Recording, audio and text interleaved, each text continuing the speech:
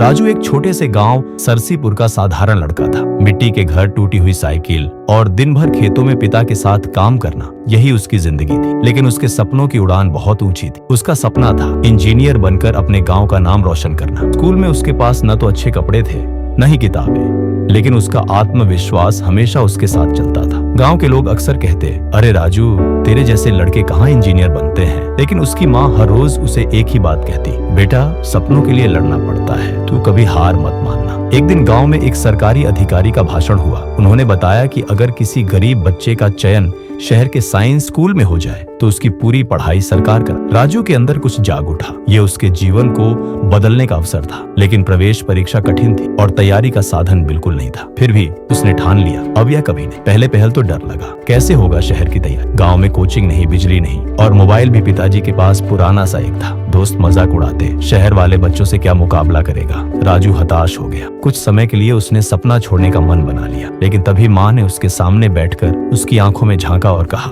तेरे पापा ने भी कभी सपना देखा था, लेकिन हालात से हार मान ली। तू मत मानना बेटा। गांव के एक रिटायर्ड मास्टर जी, जो कभी शहर के स्कूल में पढ़ाते थे, राजू का जुनून देख भावुक हो उठे। उन्होंने कहा, मैं तुझे पढ़ाऊंगा बेटा, दिन रात, बस तू हार मत मानना। राजू ने अपनी साइकिल को ठीक किया और हर दिन 5 किलोमीटर जाकर उनसे पढ़ने लगा। खेत में काम करने के बाद देर रात तक पढ़ाई करता। अंधेरे में दीपक की रोशनी में सपनों की इमारत बनती जा रही। परीक्षा का दिन आ गया। शहर में पहली बार कदम रखते हुए राजू कांप रहा था। चारों ओर अंग्रेजी में बात करते बच्चे, महंगे कपड़े, स्मार्टफोन। उसने खुद को छोटा महसूस किया। लेकिन माँ की बात गूंज रही थी, तू गांव का बेटा है, हार मत मान। उसने परीक्षा दी। जब बाहर निकला तो आंखों में चमक। वो जानता था उसने अपनी तरफ से पूरी लड़ाई लड़ी। परीक्षा के बाद का समय इंतजार और संघर्ष से भरा था। गांव में खेती का सीजन था। राजू को फिर खेतों में काम करना पड़ा। लोगों ने फिर ताना मारा, इतना पढ़ लिख कर क्या होगा, खेत ही तो जोतने हैं। लेकिन इस बार राजू चुप नहीं रहा। उसने कहा, मैं खेत भी जोतूंगा और इंजीनियर भी बनूंगा। उसके अंदर आत्मविश्वास की आग। रिजल्ट वाले दिन राजू के घर बिजली नहीं। वह पसीने पसीने होकर